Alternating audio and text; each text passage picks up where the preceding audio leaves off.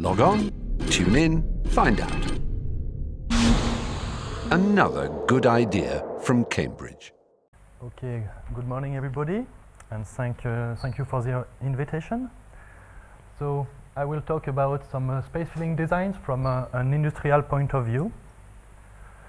I work in the French company of electricity production and distribution in the division of research and development, and I work in the department of industrial risk management. Okay, so just a few words about my job and a few pictures of the company EDF. So EDF produces some energy with hydraulic dam, with nuclear power plants, and now with wind facilities. Of course, for this kind of energy production and safety, we have many uncertainties. So just for example, we have some environmental hazards, we have some incomplete system knowledge, some internal aggressions, and of course, some external aggressions like earthquake, storm, flood. So in the division of research and development, in order to better understand, improve, and optimize all the industrial process of electricity productions, we develop some physical numerical simulation codes in order to predict what can happen. So just for examples, I have put some few pictures. One of the simulation of hydraulic dam failure, one simulation of, one simulation of a nuclear power plant vessel. And this kind of simulations is the simulation of radionuclide release in the environment. So my job is to develop techniques of uncertainty management in this kind of computer experiments. Okay, so just a more concrete example. We developed this kind of simulation scenario in order to analyze the possible accident on a power plant, for example.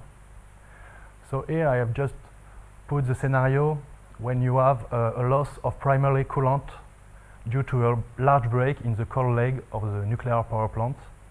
So in this case, you have the water which drops out, so the temperature of the nuclear fuel increase, and we want to predict this increase in order to see what happens with the safety systems. So in this kind of simulations, we have many input random variables from 10 to 50. We have some huge computer codes, which can take some hours to give one simulation result. So we consider that we can make up to several hundreds runs.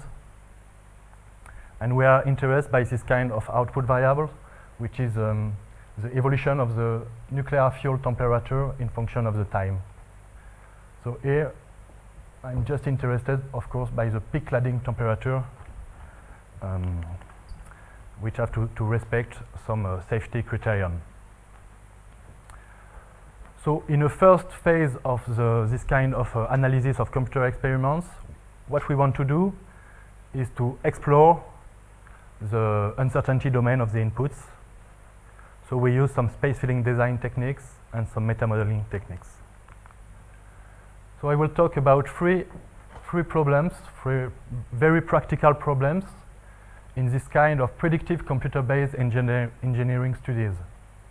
So first, I will make a few tests to know how the space filling design behaves in high dimension, very high dimensions, larger than 10.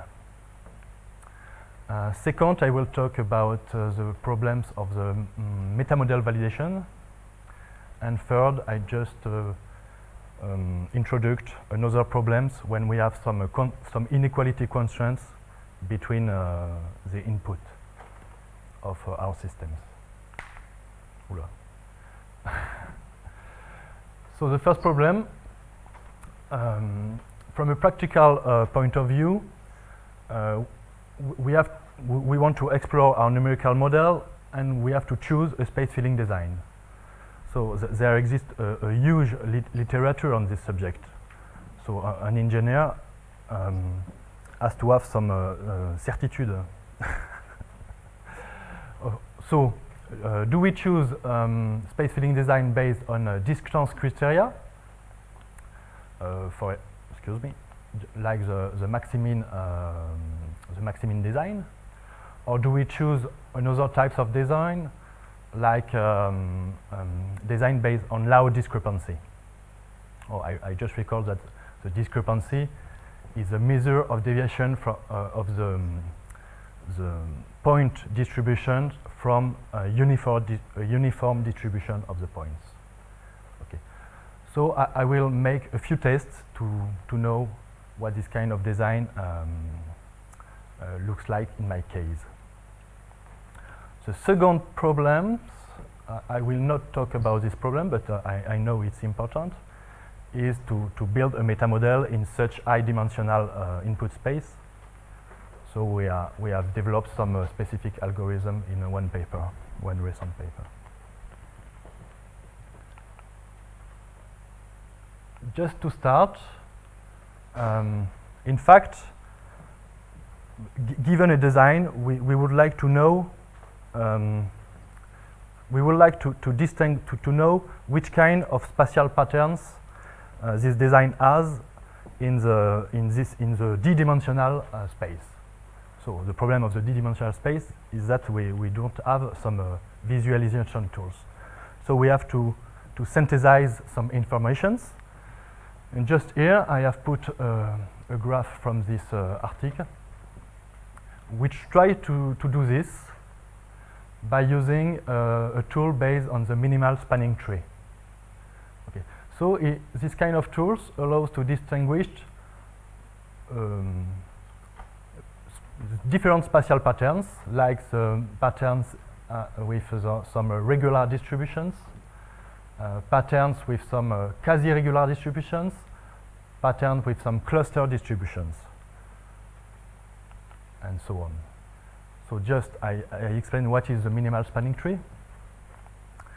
The minimal spanning tree is a graph which consists in joining all the points of the design by minimizing the total length of the sum of the branches between each point. Okay. So in fact, for different types of design, you have very different structures of this graph. Here I just put the graph for the pure random design and the graph for a Maximin latent hypercube.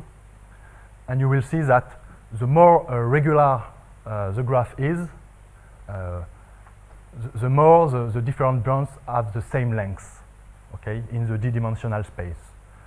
So if we put after, if we compute the mean and the standard deviations of this length between 2 points, we see that if the standard deviation is 0, we are in these situations of a very regular distributions, which creates other problems, of course.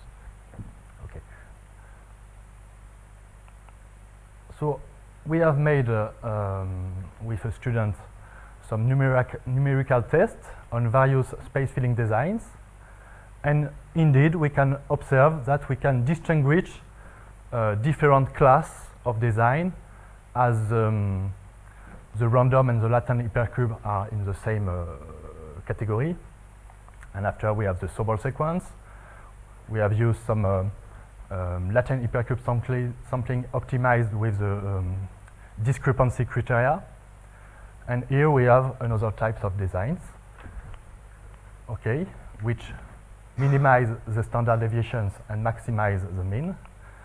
But we observe also that it can create other problems. Typically, with a Maximin latent hypercube, we create in the d-dimensional space some alignments of points. And with this kind of design, we maximize the mean of the minimal spanning tree, but we create another problems. We don't have a good unidimensional projections.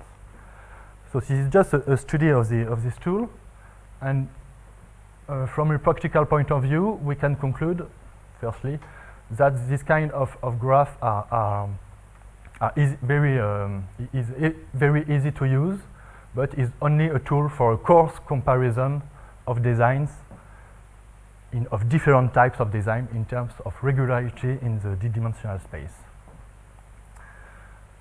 We want to go further by thinking of an important fact, is that in fact in most of the practical cases we know that the computer codes that we study has low effective dimensions. Okay, what does it mean? It just means that the number of influent inputs, of the real number of influent inputs, is very small. I have seen in all examples that I have created, I have seen this. And also, we have the higher order of influent interaction is also small, perhaps 2 or 3, but not D, I think. Perhaps there is some case with very complex, but in engineering studies, we can see that we observe this fact. Then I think that now, once said that, we need some space filling design which keeps their space filling properties in low dimensional subspace. So firstly, of course, in the first dimensions, but also for a subspace of dimension 2 and so on. So of course, this is why we take the latent hypercube samples, because we ensure that we have some good uniform projection properties. And in the first case where there are only a small number of influent inputs, we have a good projection on these influent inputs. We are not in these situations where we lose some information. So for subspace of dimensions larger than 2, what we know from the theoretical point of view is that the discrepancy criteria, some L-square discrepancy criteria take into account the subprojections. Okay. In contrary, we can observe easily that design points distance criteria are not robust at all in terms of subprojections. Okay. So here I just illustrate this fact by some tests. So this test consists by increasing the dimension of a design. Okay, you see this is in abscissa. I increase the dimension from 2 up here to 20, here to 55, and here to 10. And for each design, I compute the discrepancy criteria for all the two-dimensional projections. Okay. So of course, with a standard latent hypercube, the subprojection of a standard latent hypercube are standard latent hypercube. So I have always the same discrepancy, in fact. Okay. So I put my reference here of the typical value, 0.015. Okay. And after I compute this kind of designs. This is some latent hypercube design optimized with the discrepancy. So I minimize the discrepancy.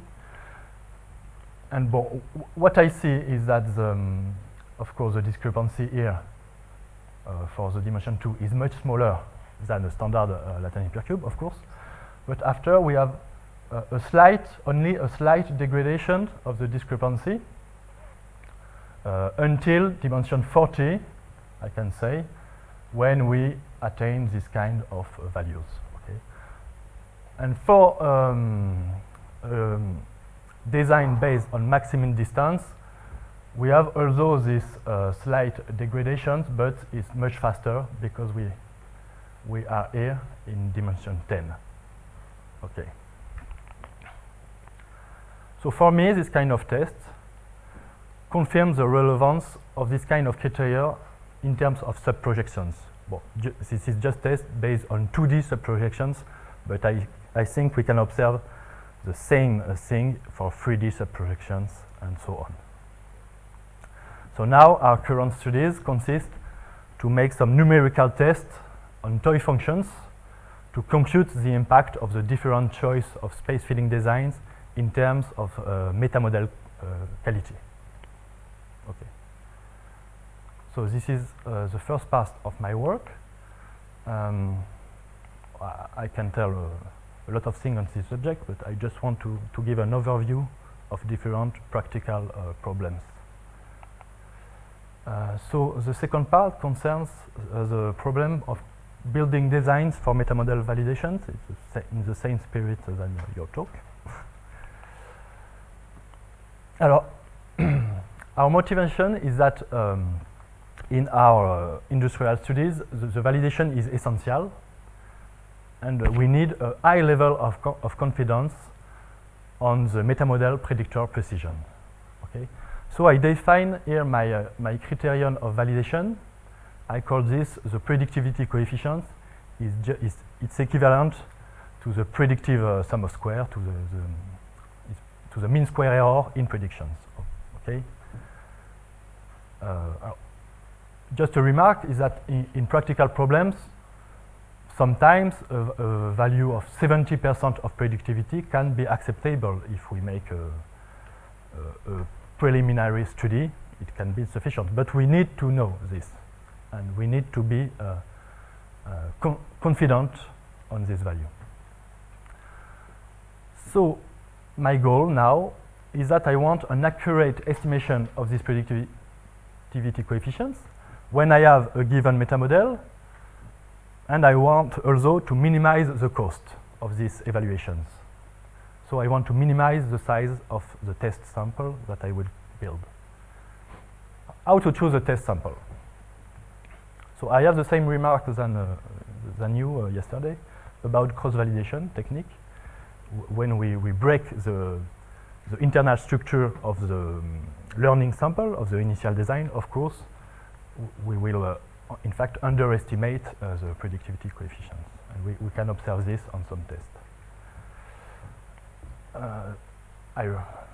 So how to choose this test sample? I choose this technique. So we can choose a test sample independently from the learning sample, but our proposition is to choose the test sample dependently of the learning samples. In fact, we will choose the test points in the unfilled zones of the learning samples. So I make the thing slightly different than Peter Chandler yesterday, because I based my sequential design on discrepancy criterion. In fact, I take an algorithm published by one of students in 2007. It consists just by taking at each step the point in the design which minimize which maximize the decrease of the design discrepancy. Okay. So just I put here just 4 steps where I take 1 point, and after the second, and my final test basis is these 4 points. Four new points have been chosen, and this is my test sample. How to find this test point at each step? In fact, I take a very large, a second very large size space filling design, and I compute the discrepancy with all the points. Adding 1 point, but with all the points of the new designs. And I choose the points that maximize the decrease of the discrepancy. I don't see if it's clear. Yes, thank you. Oh, application on the toy functions. So, in fact, this is a complicated function because there are many maxima and minima, just in 2 dimensions. Okay. So my process is to take some learning sample with varying size from 10 to 40. Okay. I take a maximum LHS for the learning sample. So I make a loop on the size of this design. And for each size, I have my learning samples, and I build a Kriging metamodel. And I compute the exact predictivity coefficients by using a very large test sample. And after, I will build my test sample, and I will see if the predictivity coefficients is well estimated. So you see that the true predictivity coefficient is in black, so it runs from 0 to 1, okay? And we will see that in my test sample, for this example, I just take 20 points. And with this test 20 points and the design of, with the sequential validation designs, we have an accurate estimations of the predictivity coefficients. And I just compare this with the case of if I choose a Monte Carlo sample, so independently of the learning samples, or a Latin hypercube sample independently of the learning samples. So this is the blue and the red here. And I have made this many times to have confidence intervals. Okay. So my conclusions is that for this kind of samples, the size of the test sample is insufficient. I have a high risk of misestimation of my predictivity coefficients. It's clear? Okay. Just to finish on this part, I have applied this on my industrial case, where I am in dimension 50. 50 for the input space. I have a learning sample size of 100 computations. So when I build my Kriging metamodel, I have to make a special procedure because the size of the learning sample is not very large. This is an exercise, so I know my my predictivity coefficients because I have another sample of test points. So I estimate 66% for this predictivity coefficients. And in this exercise, this is a real case but an exercise, I would like to test the sequential validation design, and I have put, in function of the number of points that I put in my test sample, I have computed the estimated predictivity coefficients with the test sample. This is in red. This is in red, and in dot, this is the estimated exact value. Okay. So what I conclude here is that with 50 points, I have not very precise estimation, but I have a good idea of my predictivity coefficients Q2. And I have just also make the same things with Monte Carlo designed for the test sample, and I have seen I am a very large confidence intervals. So if we use a Monte Carlo sample to validate this kind of computer this kind of metamodel in such dimensions, we risk to have a very wrong estimation. So this is of course an heuristic sequential validation design, just based on some intuitive idea, but it allows to minimize the number of simulations to put in a test sample, so we can make some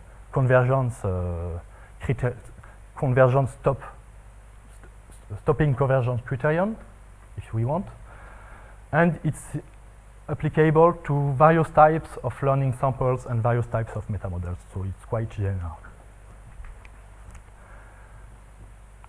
Just to finish, I introduced interesting problems when we build some design with inequality constraint between inputs. So here I have two requirements. The first, in red, is that I want to make a design with some constraint of inequality. like in dimension 2, you want that x1 is smaller than x2. And my second requirement is that I want to respect the marginal distributions of each input variables, because I want to make some uncertainty propagation. So the physicists say me, I want some uniform distributions on these two input variables, but I want to respect this constraint. So it's not perhaps not a well-posed problem, but it's an applied problem. So we can imagine a very simple process. We simulate x1, and after we simulate x2, putting the inequality constraints in the simulations.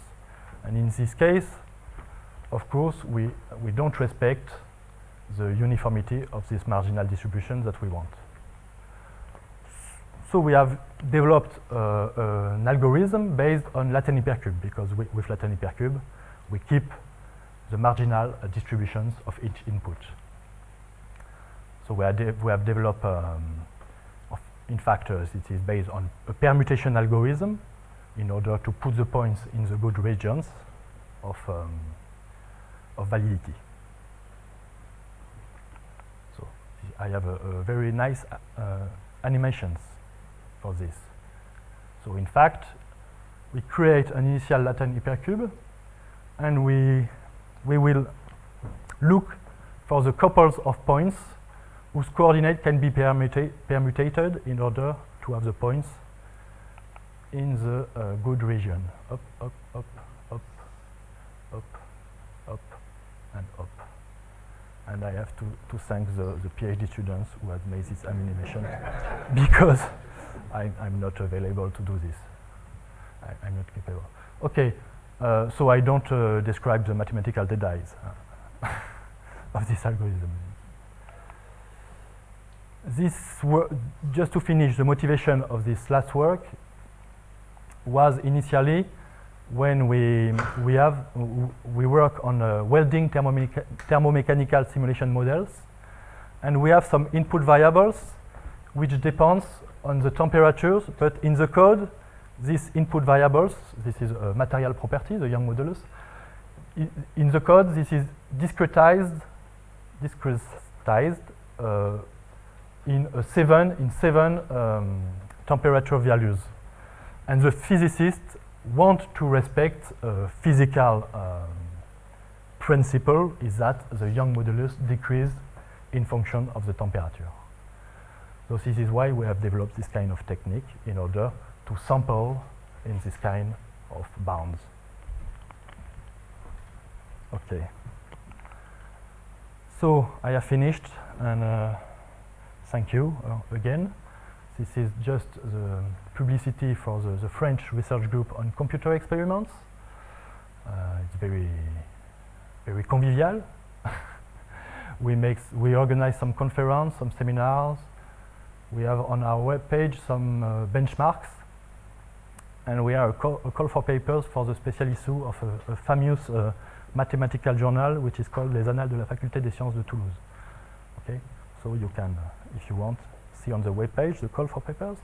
And lastly, of course, I have to make some publicity about the uncertainty software of EDF. And you will see in the Anne-Laure Poplin wonderful poster, you will see some details about this software. Thank you.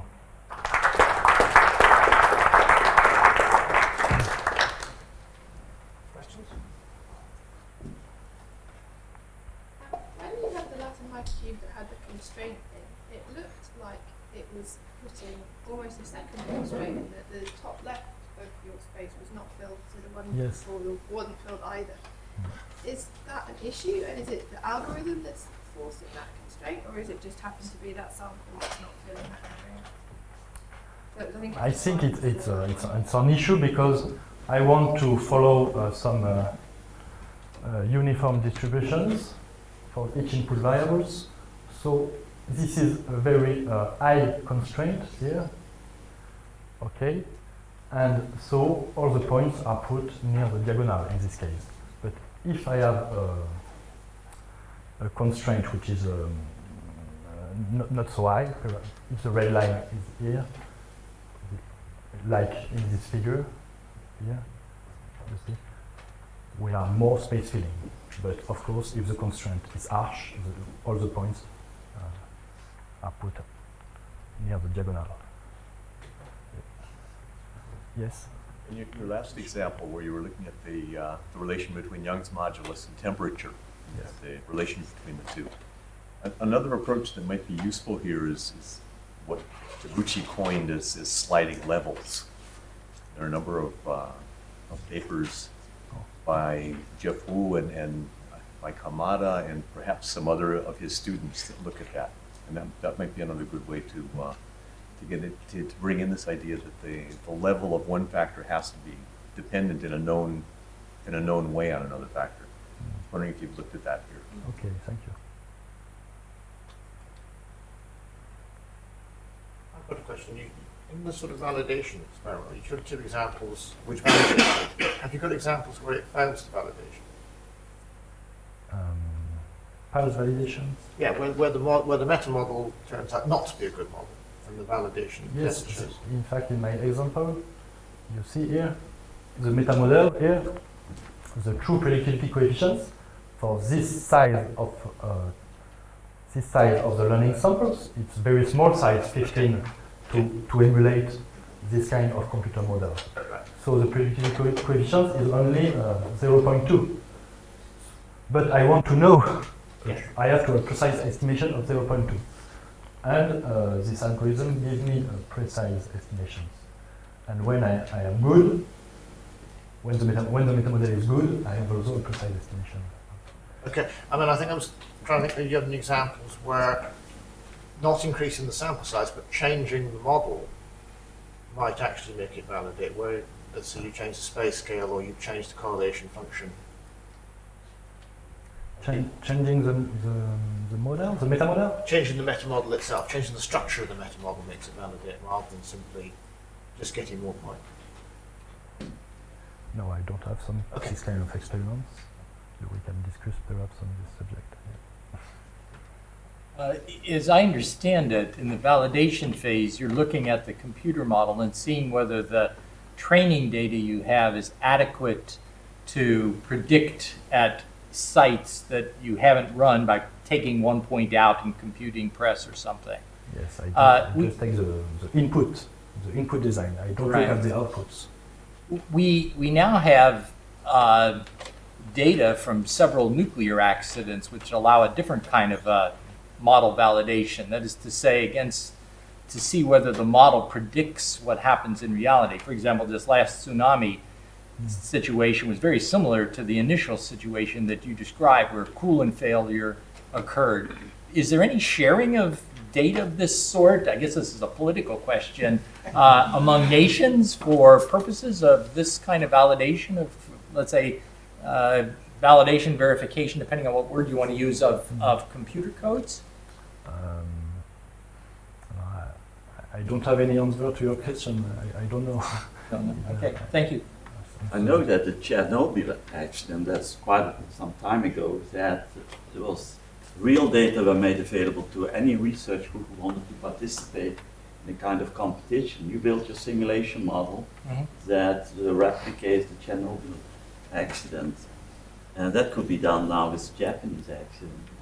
I mean, it's probably the richest data source that exists. Yeah.